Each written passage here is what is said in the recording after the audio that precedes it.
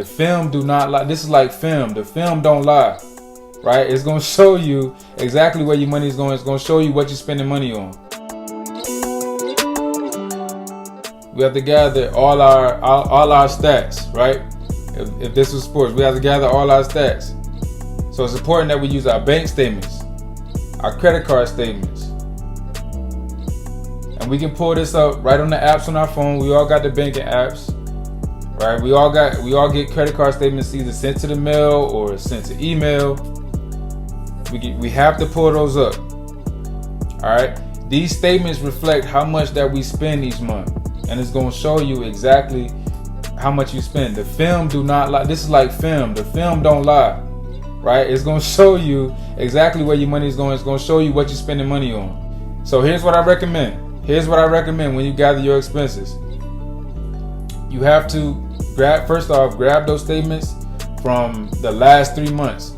So if we're going from right now, it's about to be November. So you grab October's, you will grab September's, and you will grab August statements. You will look at those statements. You will look at all your expenses, right? And you will use the highest expense over the last 3 months in each category. Does that make sense? But Vince, why would we use the highest expense? Because when you use the highest expense, right, that tells you right there off the rip the worst month, like the worst or the highest that you're gonna spend over the last 3 months, any given month, that you need to put into your budget. So when you put that into your budget, right, that's already calculated into all your expenses, right? You already have the highest expense calculated into whatever's coming out each and every month. Vince, why do you do that? Because we've got to be prepared.